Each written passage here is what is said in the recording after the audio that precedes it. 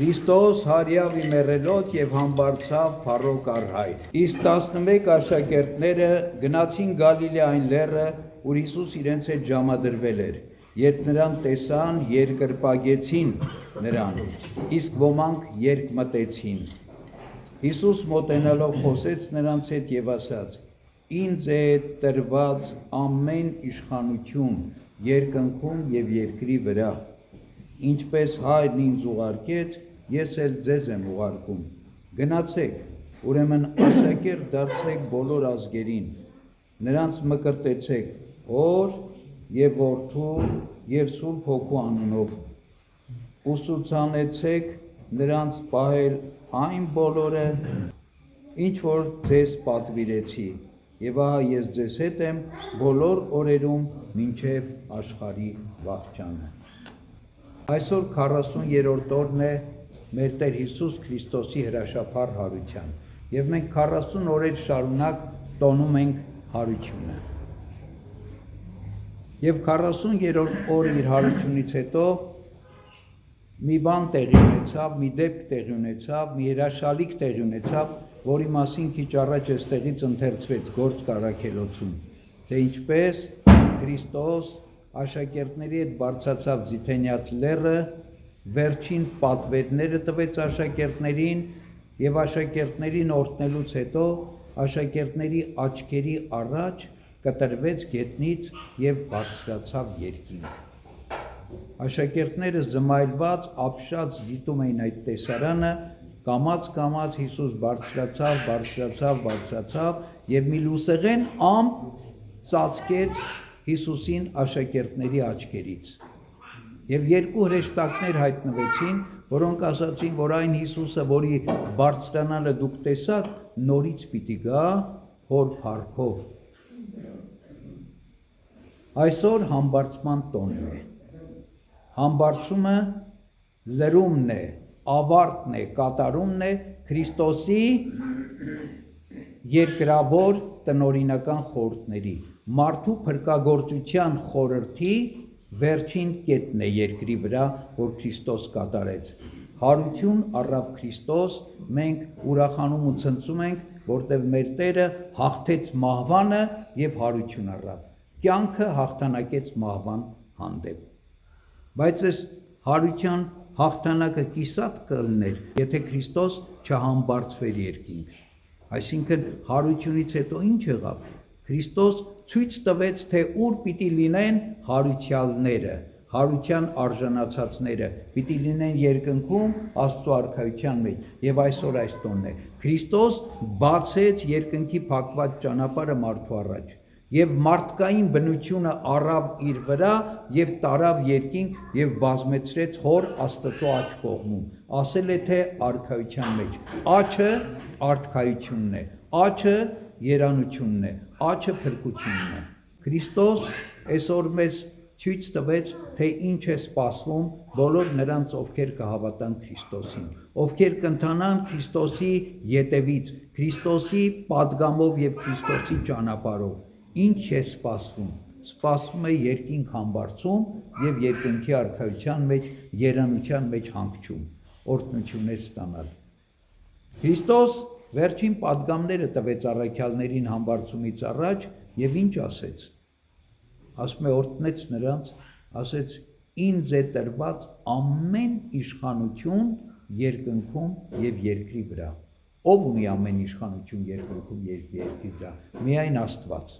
Եվ Քրիստոս մեկ անգամ եւս վերջնականապես հաստատեց առաքյալների մտքերի մեջ, հոգիների մեջ, որ ես եմ ձեր արարիչ Աստվածը։ Եվ շարունակեց. Հիմա ես ձեզ պատգամ ունեմ տալու։ Ինչպես Հայրն ինձ ուղարկեց երկիր, իմ առաքելությունը իրականացնելու, որ ես իրականացրի ամբողջությամբ, եւ հիմա վերադառնում եմ երկինք, Հոր մոտ, թեև Հորից բաժանված չէի, ես էլ ձեզ ունեմ առաքելություն տալու։ Գնացեք աշխարհով մեկ։ Ես էլ ձեզ եմ ուղարկում։ Գնացեք աշխարհով մեկ։ Բոլոր ազգերին ավետարանի աշակերտ դարձրեք։ Մկրտեք բոլորին։ Հոր Որդու եւ Սուրբ Հոգու անունով եւ սովորեցրեք, որ պահեն այն պատվիրանները, այն պատգամները, այն ամենը, ինչ որ ես ձեզ սովորեցրի։ Եվ առաքյալները աչքերը երկինք առած դիտում էին Քրիստոսի համբարձումը։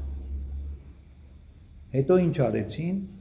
երկրպագեցին հրեշտակների հայտնությունից հետո եւ վերադարձան Երուսաղեմ, որտեղ Քրիստոս պատգամեց, ասեց գնացեք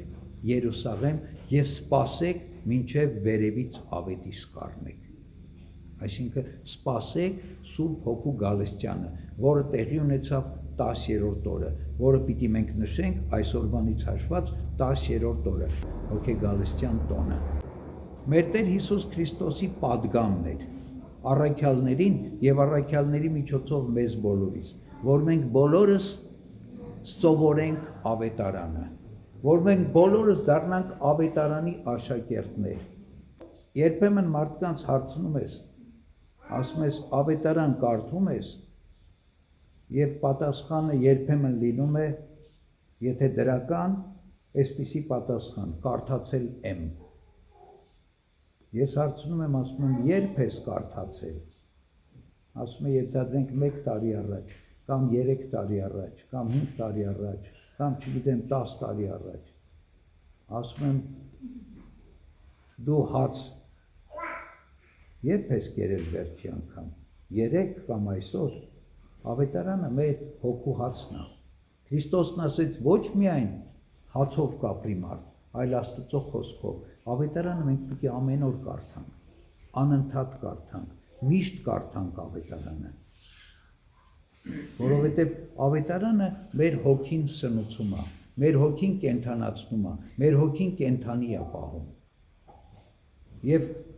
ավետարանը Աստծո խոսքը Աստվածաշունչը կարդալով մենք միշտ մնում ենք աստվածային շնորհի մեջ, աստվածային ներկայության մեջ եւ Աստված է ներկայ լինում միշտ մեր կյանքում, մեր գործերում, մեր ամեն ինչում։ Այսինքն մենք Աստծո շունչը զգում ենք անընդհատ մեր կյանքի մեջ, երբ որ մենք անընդհատ ավետարան ենք կարդում եւ աղոթք ենք անում։ Երբ որ մենք դադարում ենք ավետարան կարդալուց, աղոթք անելուց, կամաց հեռանում ենք Աստծուց։ Եվ մենք հայտնվում ենք ուրիշ տեղ, ոչ Աստծո շնչի ներքո, ոչ Աստծո աչքի ներքո, ոչ Սուրբ Հոգու առաջնորդության ներքո։ Ուրեմն ասեց, թող բոլորը սովորեն, անընդհատ կարդան ավետարանը, մկրտվեն Հոր, Որդու եւ Սուրբ Հոգու անունով եւ կարդան, որպեսզի ապրեն այս պատգամներով եւ այս պատվիրաններով, պահեն այս պատվիրանները։ Օգուտ չկա կարդալուց, եթե մենք չենք փորձում այդ ամենը մեր կյանքում իրականություն դարձնել, եթե մենք չենք փորձում ապրել այդ պատգամներով եւ պատվիրաններով, եթե աստվածային խոսքը, շնորհը մենք մեր կյանքի մեջ չենք իրականացրել, իրականություն չենք դարձրել որպես կյանք, այլ ոչ թե որպես խոսք, խոսքը կյանք պիտի դառնա մեզանում։ Այս շատ կարևոր է, եւ եթե այդպես ապրենք, կապրենք այնպես, ինչպես առաքյալներն արեցին, ինչ էին անում, աչքերը երկինք առած նայում են Քրիստոսի գնալուն։ Մենք էլ պիտի աչքերս երկինք առած ամեն օր սպասենք Քրիստոսի գալստյանը։ Քրիստոս սրա համար համբարձվեց, որ նորից գա, համբարձվեց, որ Սուրբ Հոգին ուղարկի, որպեսզի Սուրբ Հոգին գալով մեր մեջ բնակվելով մեզ զորացնի, մեզ առաջնորդի, մեզ աստվածային շնորհի մեջ պահի։ Մենք միշտ Աստծով ապրենք մեր կյանքը, առաջնորդվենք մեր կյանքը։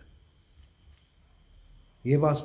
համբարձմամբ Քրիստոս նաև ցույց տվեց, թե որտեղ է նախատեսված մարդու համար տեղը։ Մարդու համար Աստված նախատեսել էր իր արքայությունը, բայց մարդը դրախտից արքայություն բարձրանալու փոխարեն պատվիրանապահությամբ ընկավ այս երկիրը։ Բայց Քրիստոս եկավ, նորից այդ փակված ճանապարհը բացեց, ասում է, կորած Ադամին գտավ, կորած ոչխարը գտավ, դրեց իր ուսերի վրա եւ տարավ իր փարախը խառնեց իր հոտին։ Տարավ իր փարախը երկնքի արքայությունն է։ Իր հոտը հրեշտակների դասերն են, որ երկնքում են, եւ մոլորված, կորած մարդուն այսօր արժանացրեց մտնելու երկնքի արքայություն, որտեղ ինքը մարդկային բնություն էր հագել եւ մարդկային բնությամբ մտավ երկինք եւ մարդու առաջ բացեց երկնքի դռները։ Այսօր էս մեծ տոնն է, այսօր էս սքանչելի տոնն է, Աստված այսօր մեզ արժանացրեց իր մուտքով արքայության եւ ինքը բացեց մեր առջև արքայության դռները, այսինքն Աստված ամեն ինչ արել է մեզ համար։ Եվ եթե մենք չմտնենք, ուրեմն մենք ամեն ինչ արեցինք, որ չմտնենք երկնքի արքայություն։ Մեր մեղքերի քավությունը կատարեց, մեզ ապրելու կերպ տվեց, մեզ օգնեց իր շնորհով, մկրտության շնորհով, Սուրբ Հոգու գալստյան շնորհով, Սուրբ Հոգու շնորհներով, մեզ պատվիրաններ ու պատգամներ տվեց, մեր առջև բացեց դուռը, մեզ համար հաստատեց եկեղեցին, որի մեջ գտնվելով մենք պիտի այդ ամեն շնորհներին արժանանանք, որ ասում է վերադարձեք Երուսաղեմ եւ սպասեք Ավետիսին։ Երուսաղեմ վերադարձան ուր գնացին, որտեղ ստացան Սուրբ Հոգու Ավետիսը, Վերնատանը, իսկ Վերնատունը առաջին եկեղեցին էր, որ Քրիստոս հաստատել էր իր պատարագով, որտեղ տեղի ունեցավ եկեղեցու Սուրբ Հոգով օծումը, հոգեգալստյան օրը, Սուրբ Հոգին իջավ Վերնատան մեջ եւ օծեց ողջ Քրիստոսի եկեղեցին, առաքյալներին եւ բոլոր աշակերտներին, որոնց մասին ավետարանն ասում է 120-ի չափ ժողովուրդ էր հավաքված Վերնատանը եւ տեղի ունեցավ հոգեգալուստը։ Այսինքն Աստված ամեն ինչ արեց, որպեսզի մենք հասնենք փրկության։ Եվ եթե մենք չփրկվենք, ուրեմն մեղքը մերն է, ուրեմն մենք անարգեցինք, անտեսեցինք, արհամարեցինք, ոտնահարեցինք Աստծո շնորհը, որ Աստված մեզ համար արեց։ Աստծո սերը մերժեցինք, Աստծո սիրուց հեռացանք։ Քրիստոս հարյավ իմերելոց եւ համբարձավ փառոք առհայր։ Օրհնյալ է հարությունը եւ համբարձումը մեր Տեր Հիսուս Քրիստոսի ամեն։ Թող Աստված մեզ բոլորից օգնական պահապան լինի։ Սուրբ Հոգու շնորհը, սերը, խաղաղությունը ամենքիս հետ լինի։ Ամեն։